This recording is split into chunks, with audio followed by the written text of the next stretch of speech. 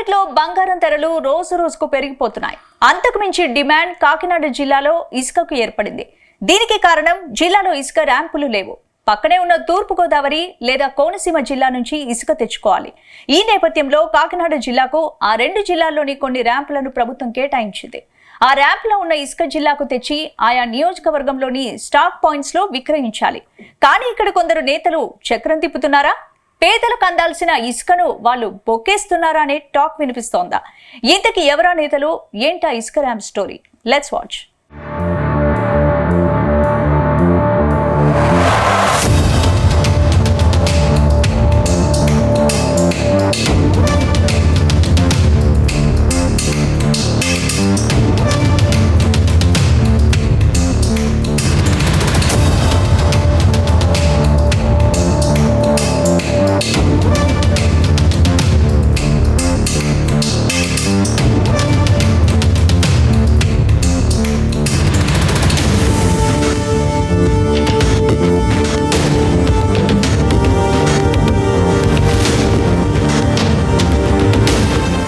కాకినాడ జిల్లాలో 7 నియోజకవర్గాలు ఉన్నాయి. వీటికి సంబంధించి పెద్దాపురం, చిత్రాడ, ఉప్పలంక, రాచపల్లి, జెడ్ రాగంపేట, కాకినాడ భూధాన్, యజ్ఞా బోర్డుల వద్ద ఇసుక స్టాక్ పాయింట్లు ఏర్పాటు చేశారు.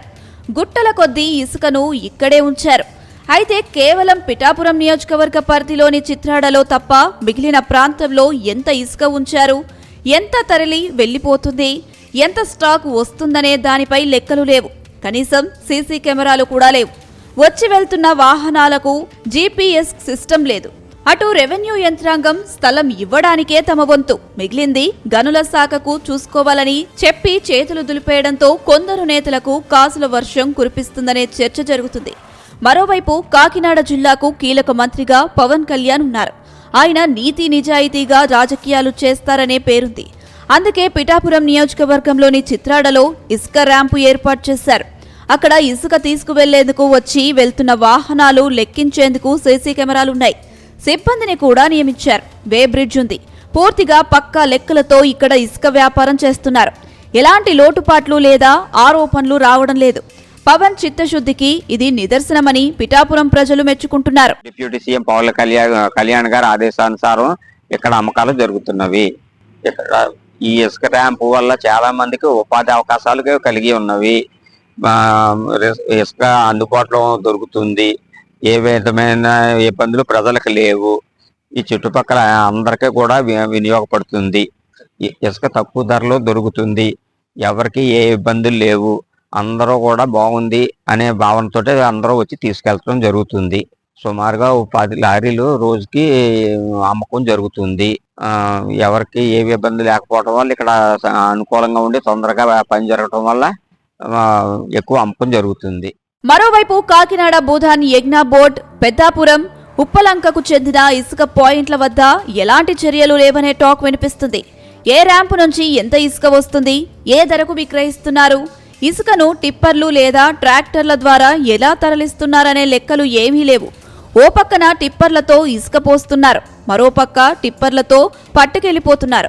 ఇదే అంశాన్ని రెవెన్యూ అధికారులను ప్రశ్నిస్తే భూధాన, యజ్ఞా బోర్డుకి సంబంధించి స్థలం ఇచ్చామని, దానిని కోర్టు ఖాళీ చేయమంటే ఓ ప్రైవేటు సంస్థకు 3.9 ఎకరాల్లో మరో స్థలం ఇచ్చామని అంటున్నారు. మరోవైపు ఇన్ఛార్జ్ అధికారి, తహసీల్దార్ ఇక్కడ పెత్తనం కోసం ప్రయత్నాలు చేస్తున్నా ఆయన మాట ఎవరూ వినడం లేదు. కాకినాడ జిల్లాకు సంబంధించి 2 ఎమ్మెల్యేలు, ఓ నామినేటెడ్ పదవిలో ఉన్న నేతలు భూధాన యజ్ఞ బోర్డు సమీపంలో ఉప్పలంకలో వేసిన ఇసుక పాయింట్ల నుంచి ప్రతిరోజు ఇసుక తరలిస్తున్నారని ప్రజలు ఆరోపిస్తున్నారు. ఈ ముగ్గురు కలిపి పెద్ద ఎత్తున వ్యాపారాలు చేస్తున్నట్లు ఆరోపణలు ఉన్నాయి. గతంలో ఈ ముగ్గురే మాజీ ఎమ్మెల్యే చంద్రశేఖర్ రెడ్డిని టార్గెట్ చేసేవారు. ఆయన వ్యాపారంలో అవినీతిని బయటపెట్టేవారు. ఇప్పుడు వాటిపై చర్యలు తీసుకోవడం మాని వారే ఈ అక్రమ వ్యాపారం చేస్తున్నారని చెబుతున్నారు. ఈ ముగ్గురికి కలిపి రోజుకు 10 లక్షలు ఆదాయం ఇసుకపై వస్తుందని, అధికారులు కళ్ళు, చెవులు, నోరు మూసేసుకున్నారని ప్రతిపక్ష నాయకులు బహిరంగంగా ఆరోపిస్తున్నారు.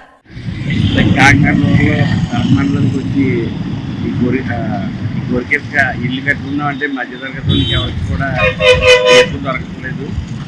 అది ట్రాక్టర్ అంటే అవసరం లేని దానికి లారీలు వేయించుకోలేరు కదా. మధ్య తరగతులు, చిన్న పని పెద్ద పని ఉన్న వాళ్ళు, ట్రాక్టర్ కావాల్సిన వాళ్ళు ట్రాక్టర్ తోటి ఇసుక తెప్పించుకుందాం అంటే ఈ కాకినాడ రోడ్లో ఎక్కడ ఇసుక రీచ్ నుంచి ఇసుక ఇవ్వలేదు. అలాగే బయట నుంచి కట్లేశ్వరం నుంచి కట్ట తేవాలంటే అది మధ్యతరగతి ప్రజలకి బడ్జెట్ అయిపోతుంది. కాబట్టి మరి కాకినాడ రోడ్లోనే ఉన్న రీచ్ల నుంచి ఇసుక ఇప్పించాలని కోరుతాం. అక్కడ ఈ కాకినాడ రోడ్లోనే కోరంలోనే ఇసుక రీచ్లో ఉన్న రీచ్లో మరి ట్రాక్టర్కి ఇసుక వేయాలని అడిగితే ఇంకా వేయట్లేదు, మేము ఇంకా ఓపెన్ చేయలేదని చెప్తున్నారు. మరి వచ్చేదేమో వర్షాకాలం కాబట్టి మరి తొందరగా మరి ఇసుక రీచ్ల నుంచి మధ్యతరగతి ప్రజలకు అందాక ట్రాక్టర్ల కన్నా, లారీలు కాకపోయినా ట్రాక్టర్ల కన్నా ముందు ట్రాక్టర్ల కన్నా ఇసుక వేయాలని కోరుతున్నాం. Government IT back side Bhoodan బోర్డులో దగ్గర 350 మందికి పట్టాలు ఇవ్వడం జరిగింది. భూదాన్ బోర్డు 60 గజాలు చెప్పిన దాంట్లో డంపింగ్ గనుల శాఖలు ఇసుక డంపింగ్ చేశారు. అది ఖాళీ చేయమని కోర్టు స్టే ఆర్డర్ ఇవ్వడం జరిగింది. అది ఇచ్చి నెల రోజులు అవుతుంది. అయినా సరే ఈ రోజుకి ఖాళీ చేయట్లేదు. అంటే రాజకీయ నాయకులు చేస్తున్నారా, ఇది కలెక్టర్ గారు చేస్తున్నారా అన్నది మాకు తెలియట్లేదు. ఆల్రెడీ మళ్ళీ స్టే ఆర్డర్ కూడా 6 వారాలకు పెంచింది. ఆర్డర్ కూడా వస్తుంది. కంటెంప్ట్ కోర్టుకి వెళ్తున్నాం. మళ్ళీ ఇసుక ఖాళీ చేయమని ఎన్నిసార్లు చెప్పినా కూడా వాళ్ళు ఎవరో గ్రీవెన్స్లో దగ్గర నెల నుంచి 4 వారాలు ఇట్టాం. దానికి సమాధానం కూడా ఇవ్వట్లేదు. ఇదిలా ఉంటే ఇసుక కోసం స్టాక్ యార్డ్ పెట్టారు. అక్కడ ట్రాక్టర్లు, లారీల ద్వారా ఇసుక ఇవ్వాలి. ముందుగా ఇసుక బుక్ చేసుకోవాలి. ఇక్కడి నుంచి ఇసుక తీసుకువెళ్ళాలి. ఎంత రేటు చెల్లించాలో వారికే మెసేజ్ వస్తుంది. కానీ అలాంటివి ఏమీ జరగడం లేదు. నేరుగా స్టాక్ పాయింట్లకు వాహనాలు వస్తున్నాయి. ఇసుకను వేసుకొని వెళ్లిపోతున్నాయి. కనీసం ఈ వాహనాలు ఎక్కడికి వెళ్తున్నాయి తనిఖీ చేసేవారు లేరు. నిబంధనల ప్రకారం వర్షాకాలం ముందే ఇక్కడ ఇసుక నిలువ చేయాలి. కాబట్టి టిప్పర్లతో ఇసుక తీసుకువెళ్తున్నారు. అదే రోజు రాత్రి మళ్లీ ఇసుక వెళ్లిపోతుంది. అసలు జిల్లా కలెక్టర్ ఎందుకు పట్టించుకోరు? ఒక్కసారి కూడా ఇక్కడ ఎందుకు తనిఖీ చేయలేదని స్థానికులు ప్రశ్నిస్తున్నారు. ఇక్కడ వేసిన ఇసుక గుట్టలు ప్రమాదకరంగా మారి ఇసుక రోడ్డు మీదకు జారి వాహనాలు పడిపోతున్నాయి. ఈ సమస్యలు పక్కన పెడితే ఆ 2 ఎమ్మెల్యేలు, ఆ నామినేటెడ్ పదవిలో ఉన్న వ్యక్తి కలిపి చేస్తున్న వ్యాపారాన్ని ఎందుకు ఆపలేకపోతున్నారనే చర్చ జరుగుతుంది. ఇందుకు కారణం లేకపోలేదు. ఓ టీడీపీ ఎమ్మెల్యే, మరో ఎమ్మెల్యే, నామినేటెడ్ పదవిలో ఉన్న జనసేన నేత కలిసి ఇసుక వ్యాపారం చేస్తున్నారని టాక్ వినిపిస్తుంది. వీరి వల్ల మొత్తం కూటమికే చెడ్డ పేరు వస్తుందని జిల్లాలోని సీనియర్ టీడీపీ ఎమ్మెల్యేలు సైతం ఆవేదన వ్యక్తం చేస్తున్నారు. ఎవరు ఎవరిని అనలేని పరిస్థితి ఉందని ఓ సీనియర్ ఎమ్మెల్యే నిస్సహాయత వ్యక్తం చేశారు. అటు పోలీస్, రెవెన్యూ, గనులు, పంచాయతీరాజ్, మున్సిపల్ ఇన్ని శాఖల అధికారులు పర్యవేక్షణ చేయాల్సిన ఇసుక తరలిపోతుంటే ప్రభుత్వ ఆదాయానికి కోట్ల రూపాయల నష్టం వస్తుందనే చర్చ జరుగుతుంది.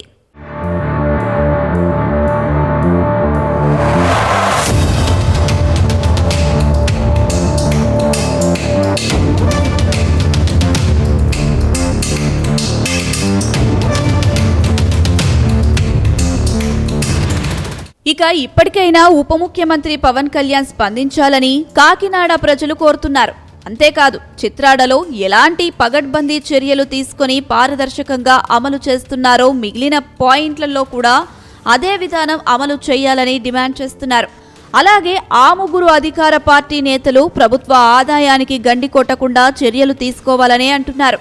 చూడాలి మరి ఇసుక అక్రమ తరలింపు వ్యవహారంలో పవన్ ఎలాంటి చర్యలు తీసుకుంటారో.